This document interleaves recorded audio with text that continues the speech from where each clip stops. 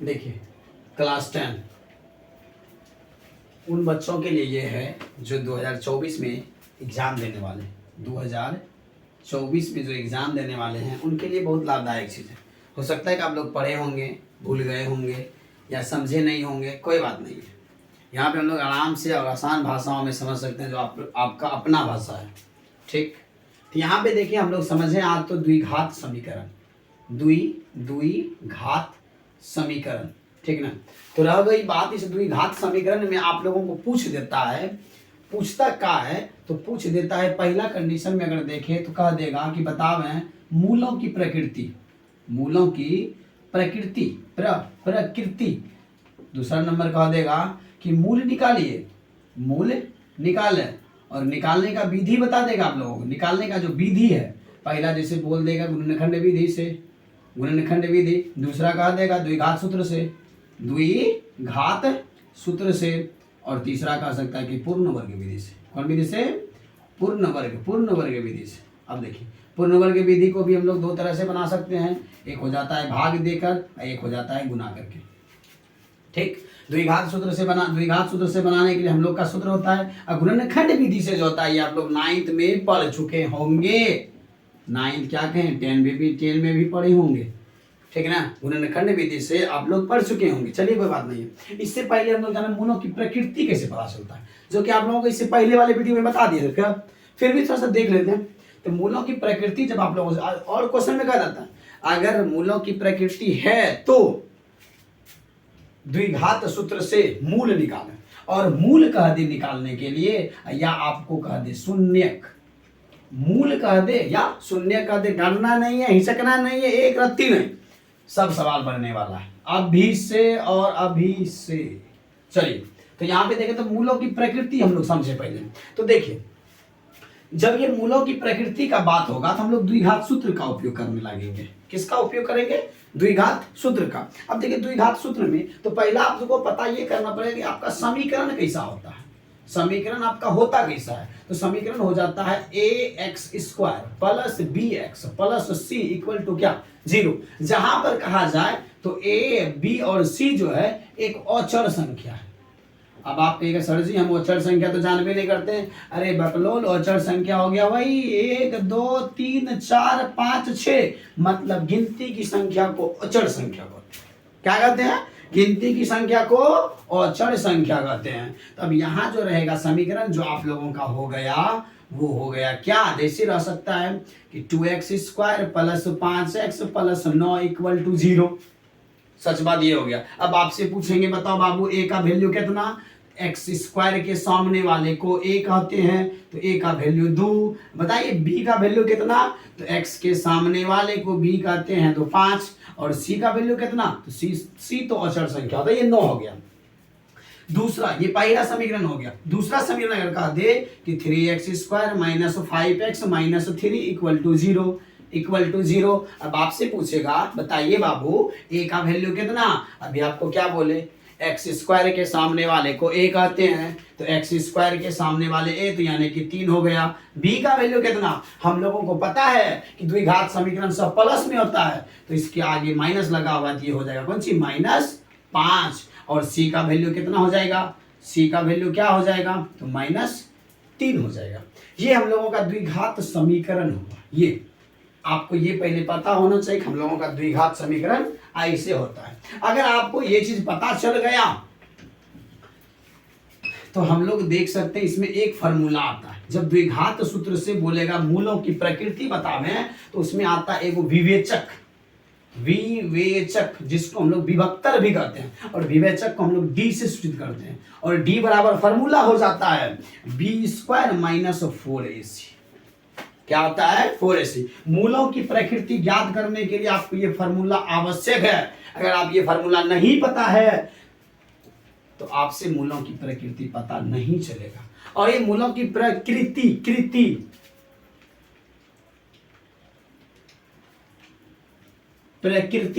तो प्रकृति में ऐसा कोनो नहीं कि मूलों की प्रकृति में कुछ आपसे ज्यादा कुछ पूछ दिया, ऐसा कोनो बात नहीं, हिचकने वाला बात ही नहीं है, समझ सकते हैं हम लोग। अब ये मूलों की प्रकृति होता कौन सी है, तो देखिए अब डी बराबर तो हम लोगों का ये फार्मूला हो गया, अच्छी बात है। अब इसका अगर कहिएगा तो मूल बराबर या शून्य के बराबर फार्मूला क्या होता है, अरे बाबू इसका मूल पूछे या शून्य पूछे, इसका फार्मूला हो जाता है -b प्लस -√d, अब बटे हो जाता है क्या 2a, मूल बराबर फार्मूला। अब रह गया अगर द्विघात सूत्र है, द्विघात समीकरण है, तो इसमें जो आपका मूल हो जाएगा या आपका शून्यक हो जाएगा, शून्यक जो मान लेगा वो मान लेगा अल्फा और बीटा, क्या माने अधिकतर यही मानता है, अल्फा और बीटा को मान लेगा, ठीक ना।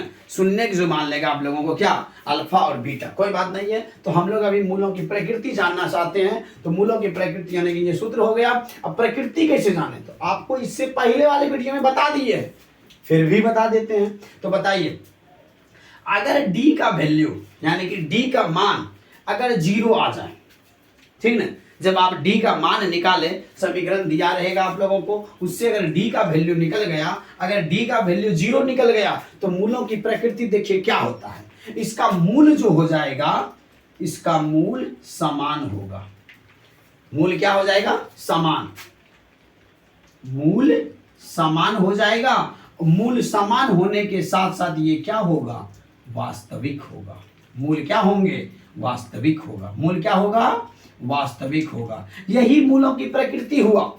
आप d का मान निकाल लीजिए और इसका प्रकृति पूछा है, कोई समीकरण दे दिया है, कह रहा इसका प्रकृति बतावे, तो बस d का मान निकाल लीजिए। आप देख लीजिए अगर d का वैल्यू 0 निकला तो देखिए मूल समान और क्या होगा, वास्तविक होगा। यही उनका प्रकृति हुआ, मतलब उनके बारे में बताने के लिए बोल रहा है। जब आप ये जान गए पहला कंडीशन में, तो दूसरे में कह रहा है कि d का वैल्यू अगर 0 से बड़ा हो जाए या प्लस में आ जाए या शून्य से बड़ा हो जाए, शून्य से या प्लस वाली संख्या आ जाए या शून्य से बड़ा हो जाए।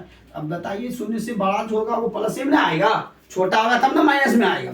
तो अगर डी का वैल्यू प्लस में आ जाए, यानी कहा जा रहा है कि 0 से अगर बड़ा हो जाए तो उसका मूल होगा असमान।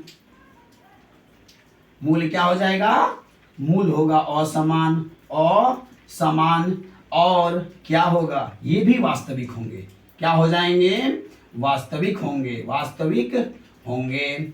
अब बताइए कोई दिक्कत है, कोई दिक्कत नहीं है। शायद हो सकता है कि आपकी सब्जी नहीं बता पाए हो, या आप सुनने में व्यस्त नहीं होंगे, सुन नहीं पाए होंगे, दोबारा देख लीजिएगा। तो यहाँ कह रहा है अगर डी का वैल्यू 0 आए तो उसका मूल समान और क्या होगा, वास्तविक होगा। अगर डी का वैल्यू प्लस में आ जाए या 0 से बड़ा हो तो उसका मूल असमान और वास्तविक होगा। अगर तीसरा कंडीशन है, अगर डी का वैल्यू ऋणात्मक आ जाए, डी का वैल्यू क्या आ जाए, ऋणात्मक, यानी कि 0 से छोटा।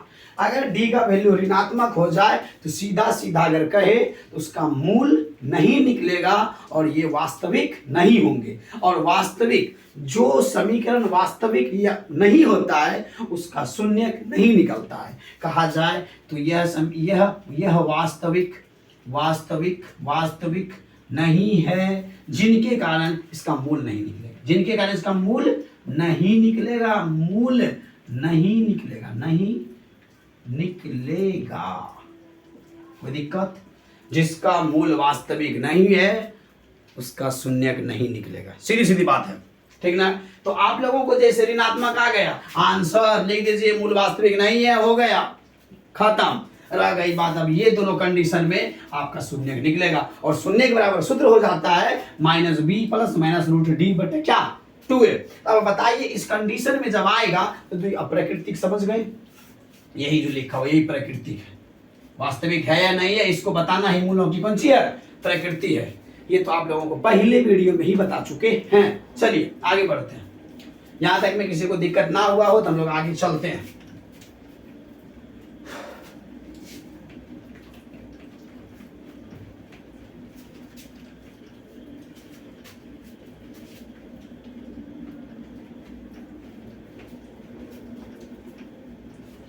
तो ये द्विघात सूत्र से ही हम लोग आज देख लेते हैं, कौन सूत्र से, द्विघात सूत्र से ही बनावे।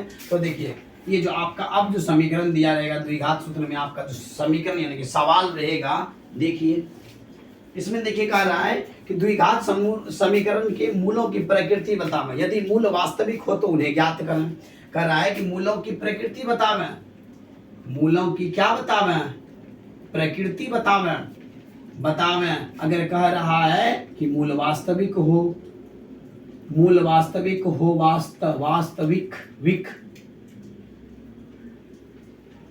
वास्तविक हो तो उन्हें निकालें, उन्हें क्या करें, निकालें।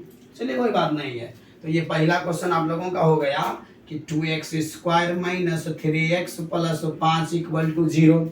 तो इसमें आप लोगों को कुछ नहीं करना है, द्विघात समझ लीजिए, समझ गया। कोई दे सकता है, कोई भी दे दे, 100% बनेगा। किससे? तो द्विघात सूत्र से। क्या निकालना है?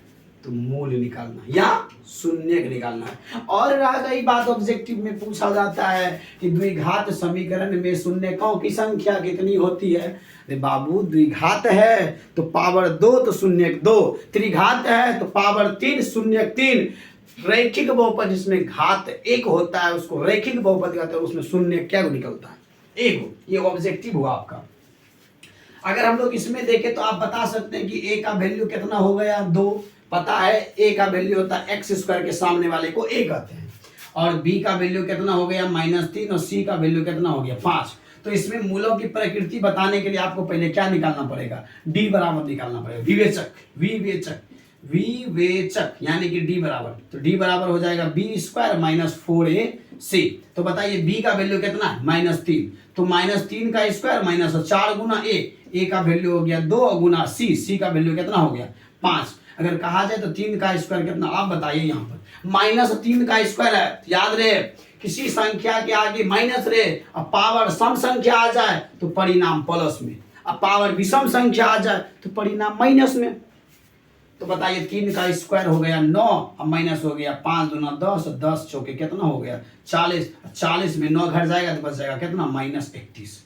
अब बताइए, आपको अभी तुरंत बताए थे, जो ऋणात्मक निकल जाए उसको क्या कहेंगे, मूल वास्तविक नहीं है, और जिसका मूल वास्तविक नहीं है उसका शून्यक निकल नहीं सकता है। ठीक है ना। ऋणात्मक जैसे आया तो लिख दीजिए, इस समीकरण के मूल, इस समीकरण के मूल वास्तविक, इस समीकरण के मूल वास्तविक नहीं है। आंसर देगा, आ जाइए, 100% 2 नंबर में है तो फिक्स है, मिलेगा, टेंशन नहीं लेने का। देख लीजिए आराम से।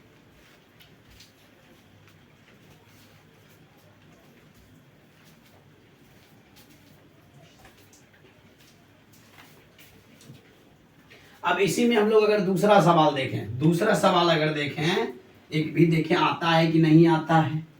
चलिए भाई कोई बात नहीं है,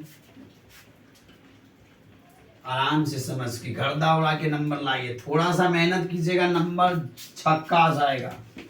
अगर मेहनत में कमी कीजिएगा तब तो भाई कोई उपाय नहीं है। इसमें हम भी कुछ नहीं कर सकते हैं, आप भी कुछ कर सकते हैं। चलिए अब रहा जाए इसमें दूसरा सवाल अगर देखें तो ये हो गया 3x स्क्वायर माइनस हो गया 4√3x प्लस हो गया 4 बराबर कितना 0। तो आप लोगों को भी पता हो गया, चल गया होगा कि बताइए a का वैल्यू, जैसे ही पूछा मूलों की प्रकृति निकालिए तो a b c का वैल्यू निकाल के d का मान निकाल लीजिए ना, और d का वैल्यू अगर वास्तविक हो गया तो हो गया मूलों की प्रकृति, और रह गया उसके वास्तविक हो तो उन्हें ज्ञात कीजिए। उन्हें क्या ज्ञात करना है, शून्य ज्ञात करना है। तो a का वैल्यू हो गया कितना 3, अब b का वैल्यू हो गया कितना -4√3, और c का वैल्यू हो गया कितना 4। तो बताइए आप लोग d यानी कि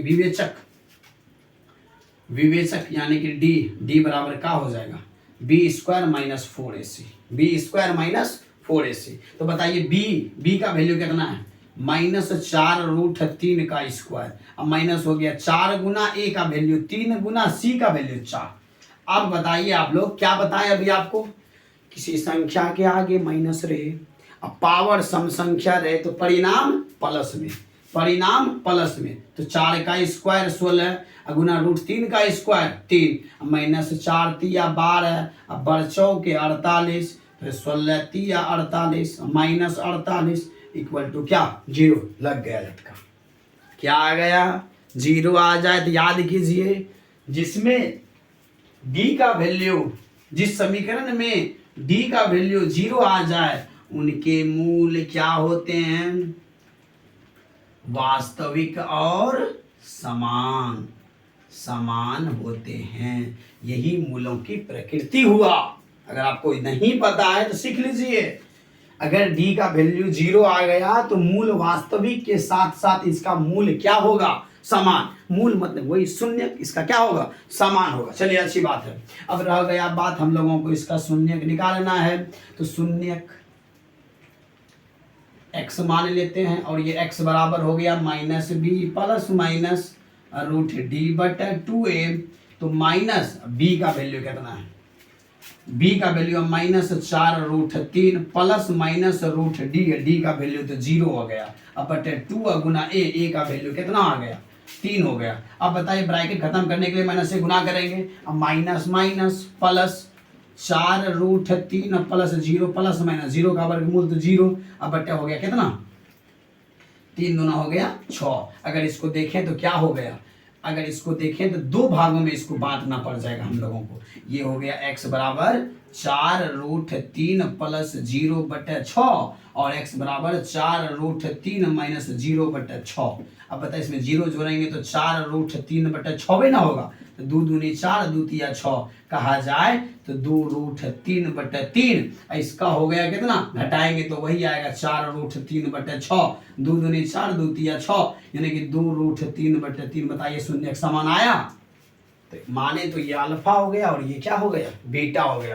तो यहाँ पर अगर हम लोग देखें तो शून्यक हो गया 2√3/3 और 2√3/3 आंसर।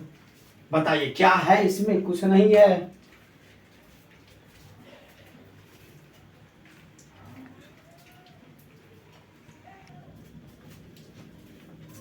अब आप लोग बताइए इसमें किसी प्रकार का दिक्कत हो सकता है? तो जहां तक हमें विश्वास है आप लोग को दिक्कत कहीं नहीं होगा, एक रत्ती जरा सा भी नहीं। तो कुछ थोड़ा सा अलग सीख लेते हैं और द्विघात सूत्र में ही आता है आप लोगों का। क्या आएगा? ऐसे सवाल जो आप लोग की बुक में होगा बैठ के आप लोग बनाइए। कोई बात नहीं समझ में आए तो पुनः वीडियो देखिए। अगर उससे भी ना हो तो आप पूछने के लिए आ सकते हैं, कोई बात नहीं है। या बताइए हम नहीं समझ में आया, कोई बात नहीं, हम लोग कोशिश करेंगे आपको समझा देने का। चलिए अब देखिए, आपको द्विघात समीकरण जो होता है ये तो आप जानिए गए कि ax² होता है प्लस bx प्लस c = 0 होता है। और इसमें आप जान गए शून्यकों की संख्या कितना होगा? शून्यक की संख्या जो होगा कितना होगा? 2। अधिकतम पावर 2 है तो शून्यक क्या होगा? 2। और ये शून्यक जो मान लेता है, इसमें शून्यक जो हो जाता है अधिकतर सवाल में मान लेता है अल्फा और क्या? बीटा। इसका 2 फॉर्मूला हो जाता है। क्या फॉर्मूला? पहला होता है कि शून्यक का योगफल, शून्यक का योगफल यानी कि अल्फा प्लस बीटा। तो अल्फा प्लस बीटा = हो जाता है -b/a। दूसरे में हो जाता है शून्यक का गुणनफल, शून्यक का गुणनफल यानी कि अल्फा इंटू बीटा = हो जाता है c/a। ये 2 फॉर्मूला हो जाता है। शून्यक का योगफल अल्फा प्लस बीटा -b/a और शून्यक का गुणनफल अल्फा इंटू बीटा = c/a हो जाता है। अब आपको क्या रहेगा कि द्विघात, ये शून्य का योगफल और गुणनफल दे देगा। अब कहेगा द्विघात सूत्र ज्ञात कीजिए। द्विघात समीकरण ज्ञात कीजिए। तो इसको ज्ञात करने का फॉर्मूला है x² minus alpha plus beta into x plus alpha into beta = 0 दे सकते हैं, कोई बात नहीं। द्विघात समीकरण निकालने का यही फॉर्मूला है, x² minus alpha plus beta into x plus alpha into beta = x। ये आपका हो गया। आज भर आप लोग यहीं रहने दीजिए, बाकी हम लोग कल देखेंगे। ठीक, आज तक यहीं तक समाप्त। अगर आपको दिक्कत हो तो 95 46 96 23 43 ये मेरा व्हाट्सएप नंबर है। आप लोग इस पर मैसेज कर सकते हैं कि हमको यहाँ दिक्कत है या यहाँ नहीं समझे या ये सवाल नहीं बन रहा है, तो आप लोग आराम से भेज सकते हैं, आपको सॉल्यूशन जरूर मिलेगा। ठीक, जो कि आप लोग को 2024 में दिक्कत ना हो किसी तरह का एग्जाम देने में। एकदम 100 में 100 बना के लाइएगा, आपका ही नाम रोशन होगा, साथ साथ हमारे समाज, हमारे परिवार, का भी नाम रोशन होगा। 100 में 100 बना के लाए, कोई दिक्कत नहीं है। थोड़ा सा मेहनत कीजिएगा तो 100 में 100% बनेगा। मेहनत करके तो देखिए रंग आता है कि नहीं आता है, देखा है, देखने में आ जाएगा। तो आज आप लोग यहीं तक, अगर कहीं दिक्कत हो तो आप लोग इस नंबर पर हम लोगों को मैसेज कर सकते हैं, सर हमसे ये नहीं बना, ये समझ में नहीं आया, ये कैसे हो गया, तो आपको एकदम बताया जाएगा।